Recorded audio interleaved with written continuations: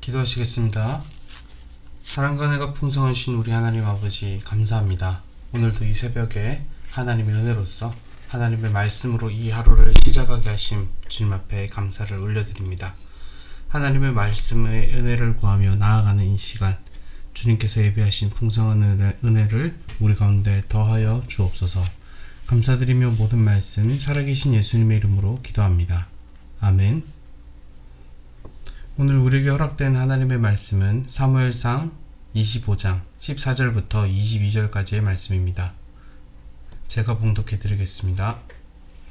하인들 가운데 하나가 나발의 아내 아비가일에게 말하여 이르되, 다윗이 우리 주인에게 문안하러 광야에서 전령들을 보냈거늘 주인이 그들을 모욕하였나이다. 우리가 들에 있어 그들과 상종할 동안에 그 사람들이 우리를 매우 선대하였으므로 우리가 다치거나 잃은 것이 없었으니, 우리가 양을 지키는 동안에 그들이 우리와 함께 있어 밤낮 우리에게 담이 되었음이라. 그런즉 이제 당신은 어떻게 할지를 알아 생각하실지니, 이는 다윗이 우리 주인과 주인의 온 집을 해하기로 결정하였음이니이다. 주인은 불량한 사람이라 더불어 말할 수 없나이다 하는지라. 아비가일이 급히 떡 200덩이와 포도주 2 가죽부대와 잡아서 요리한 양 5마리와 볶은 곡식 5세아와 건포도 100송이와 무화과 뭉치 200개를 가져다가 나귀들에게 싣고 소년들에게 이르되, 나를 앞서가라. 나는 너희 뒤에 가리라 하고 그의 남편 나발에게는 말하지 아니하니라. 아비가일이 나귀를 타고 산 호젓한 곳을 따라 내려가더니 다윗과 그의 사람들이 자기에게로 마주 내려오는 것을 만나니라.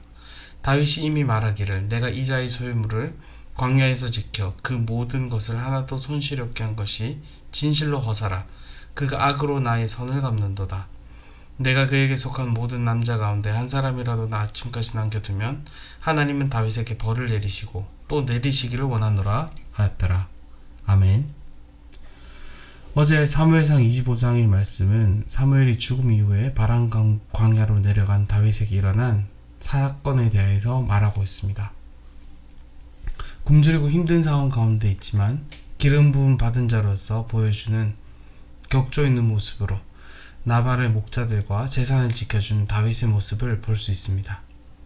그럼에도 불구하고 다윗의 원조 요청에 대한 나발의 반응은 굉장히 무례한 것이었습니다. 무언가 요구하기 위해 선행을 베푼 것이 아니었고, 합당한 하나님의 법과 관습에 따라온 자연스러운 후원 요청이었음에도 불구하고 나발의 반응은 상상할 수 없을 만큼 다윗을 분노하게 했습니다. 나발의 모습에 분노한 다윗은 하나님께 맹세하면서까지 반드시 자신의 분노를 관철시키고자 합니다. 일순간의 분노의 화신이 된 다윗의 모습을 보면서 우리는 하나님의 은혜가 필요하지 않은 사람이 단 한 사람도 없다는 사실을 확인합니다. 그래서 오늘 본문은 하나님께서 어떻게 하나님의 사람에게 은혜를 베푸시는지에 대해 보여주는 좋은 예라고 할 수 있겠습니다. 14절 이하부터 보시겠습니다. 다윗이 이제 군사를 데리고 나설 즈음에 나발의 하인이 나발의 아내 아비가일에게 나발이 다윗을 모욕한 일에 대한 소식을 전합니다.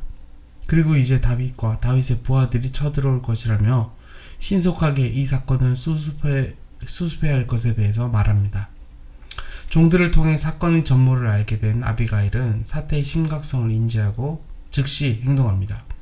급하게 떡과 포도주, 음식들을 준비해서 다윗에게로 보냅니다. 다윗의 일행들을 모두 배불리기에는 다소 모자란 양이지만 준비 가능한 최상의 것들을 빠른 시일 내에 급히 보냈기 때문에 이 상황의 시급성을 달랠 수 있는 즉각적인 의사표시였던 셈이었습니다.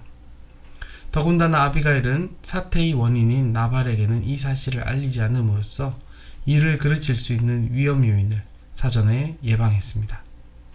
우리는 살면서 잘못한 일을 바로잡을 수 있는 골든타임을 놓치는 경우들을 봅니다. 동시에 핵심을 찌르지 못한 문제 해결 방법을 봅니다.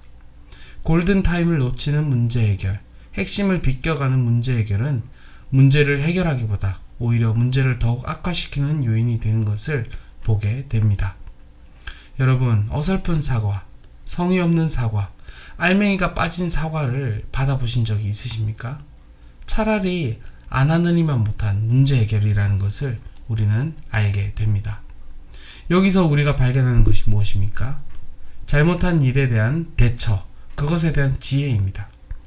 아비가일은 문제의 핵심을 잘 파악했고 문제의 해결에 있어서 즉각적이면서도 위험 요소를 방지하는 치밀함을 보였습니다. 핵심은 상한 다윗의 마음, 자신의 선행을 악행으로 보답받았다는 것에 대한 분노인데 그것을 아비가일이 잘 어루만져 주었다는 것을 보게 됩니다.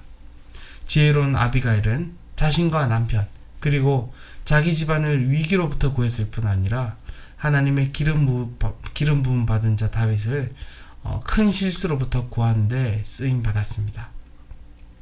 20절 이하를 보시면 아비가일과 다윗이 조우한 순간에 성경이 다윗이 나발에게 모욕당하는 순간 어떤 말을 내뱉었는지를 알려줍니다.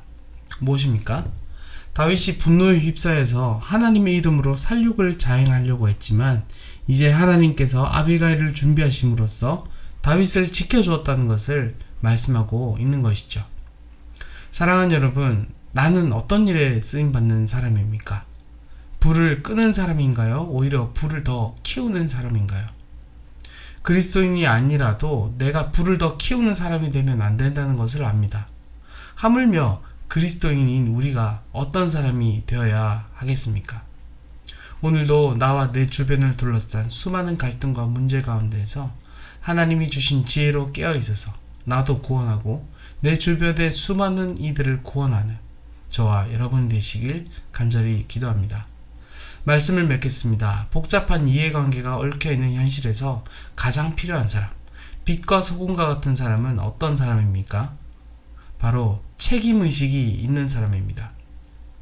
자신에게 책임이 없다고 생각하고 자신이 그 책임에서 멀어져 있으니까 해결할 의무도 없다라고 생각하는 사람만 있는 한 그 어떤 문제도 해결되지 않고 그렇게 촉발된 문제로 인해서 결국엔 자기도 그 피해를 피할 수가 없을 것입니다. 성경은 각자가 짊어져야 할 자기 십자가가 있다라고 합니다. 그리고 예수님은 그것을 짊어지고 나를 따르라 라고 말씀하십니다. 저는 이 책임의식이야말로 우리 주님께서 우리에게 주신 십자가가 아닌가 하고 생각합니다. 이 십자가를 지고 우리는 어디로 갑니까? 바로 책임의식을 가지고 세상의 불을 끄는 자리로 나아가야 한다는 것이죠. 사랑하는 성도 여러분, 이리 함으로써 평화의 왕이신 예수님의 모습을 세상에 알리는데 쓰임받게 되는 저와 여러분 되시길 간절히 기도합니다. 기도하시겠습니다. 사는 가운데가 풍성하신 우리 하나님 아버지 감사합니다. 오늘 지혜로서 자신과 자신의 남편과 그 자신의 집안을 구원한 지혜로운 아비가일을 살펴보았습니다.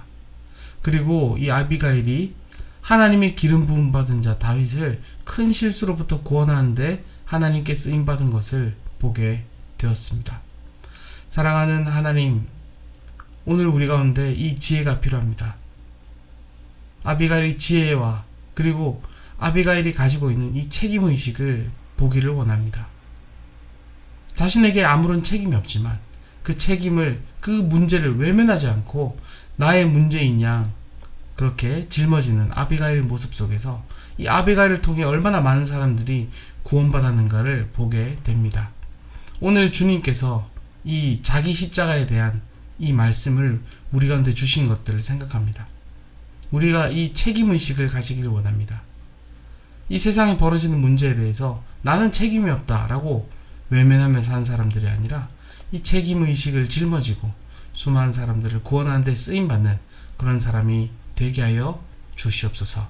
그리하여서 세상의 빛과 소금이 된 사람이 되게 하시고 평화의 왕이신 예수님의 모습을 세상에 알리는 데 쓰임받는 그런 귀한 사명 감당하게 되길 간절히 소원합니다.